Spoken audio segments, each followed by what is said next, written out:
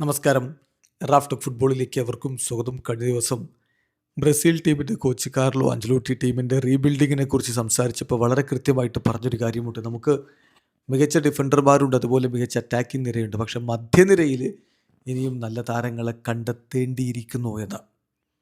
അപ്പോൾ അടുത്തൊരു world cup cycle ആരംഭിക്കുകയാണ്. അപ്പോൾ ആ സമയത്ത് ബ്രസീലിൻ്റെ മധ്യനിരയിലേക്ക് കോച്ച് പരിഗണിക്കുന്ന താരങ്ങൾ, അദ്ദേഹത്തിന് പരിഗണിക്കാവുന്ന മികച്ച യുവതാരങ്ങളുടെ ഒരു ലിസ്റ്റ് ബ്രസീലിയൻ മാധ്യമങ്ങൾ തയ്യാറാക്കിയിട്ടുണ്ട്. നമ്മളൊന്ന് പരിശോധിക്കുകയാണ്. ഒന്ന് ആൻഡ്രി സാൻഡോസ് ആണ്, 22കാരനായിട്ടുള്ള താരം. നമുക്കറിയാം ചെൽസിയിലുണ്ടായിരുന്നു.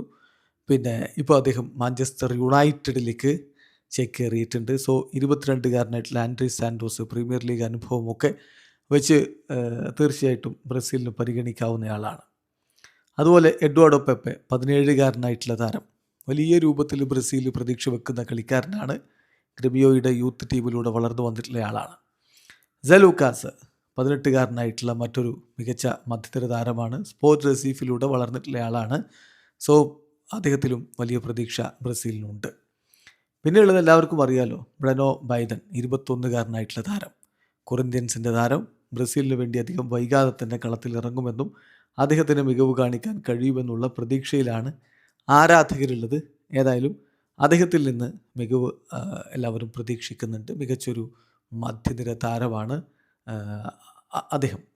പിന്നെ ഗബ്രിയൽ ബൊൻഡംബോ, 21കാരനായിട്ടുള്ള താരം, എല്ലാവർക്കും അറിയാവുന്ന ആളായിരിക്കും. സാൻഡോസിൻ്റെ കളിക്കാരനാണ്.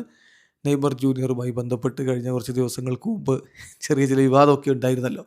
പക്ഷേ ബൊൻഡംബോ വളരെ ടാലൻറ്റഡ് ആണെന്ന കാര്യത്തിൽ തർക്കമേ വേണ്ട. പിന്നെ ആൻഡ്രെ, 20കാരനായിട്ടുള്ള ക്രുസൈറോയുടെ താരം ആൻഡ്രെ. അതുപോലെ തന്നെ ഷാക്തർ ഡൊണസ്കിലേക്ക് എത്തിയിട്ടുള്ള 22കാരനായിട്ടുള്ള മാർലൻ ഗോമസ്. പിന്നെ PSG താരം ഗബ്രിയൽ മൊസ്കാഡോ, ബ്രാഗയിൽ ലോണിലൊക്കെ പോയിട്ടുണ്ടായിരുന്നു. അദ്ദേഹം വളരെ ടാലൻറ്റഡ് ആണ്. അതുകൊണ്ട് തന്നെയാണ് PSG അദ്ദേഹത്തിൻ്റെ കോൺട്രാക്റ്റ് അവരുടെ കൈവശം വെച്ചിരിക്കുന്നത്. വളരും ബ്രസീലിന് മികച്ച രൂപത്തിൽ ഒരു ഹെൽപ്പായിട്ട് മാറും താരമെന്ന പ്രതീക്ഷയിലാണ് ബ്രസീലിയൻ ആരാധകരുള്ളത്. പിന്നെ റിക്വൽമേ ഫിലിപ്പെ, 19കാരനായിട്ടുള്ള ഫ്ലുമിനൻസിൻ്റെ യുവ സൂപ്പർ താരം. അതുപോലെ തന്നെ ഫിലിപ്പെ മോഴിയാസ്, ക്രുസൈറോയുടെ യൂത്ത് ടീമിലൂടെ വളർന്നിട്ടുള്ള ആളാണ്. അതുപോലെ തന്നെ 19കാരനായിട്ടുള്ള ജാവോ വിക്ടർ. പിന്നെ ഇപ്പോൾ അൽ നസറിലുള്ള ഏഞ്ചലോ ഗബ്രിയേൽ. പിന്നെ 20കാരനായിട്ടുള്ള അത്ലറ്റിക്കോ പാരനീസിൻ്റെ ഡൂഡു. ഒപ്പം തന്നെ കുവാൻ ബാപ്സിറ്റേല, ക്രുസൈറോയുടെ യൂത്ത് ടീമിലൂടെ വളർന്ന ആളാണ്. 18കാരനായിട്ടുള്ള പയ്യൻ. പക്ഷേ യൂറോപ്പിലേക്ക് ഓൾറെഡി എത്തിക്കഴിഞ്ഞു.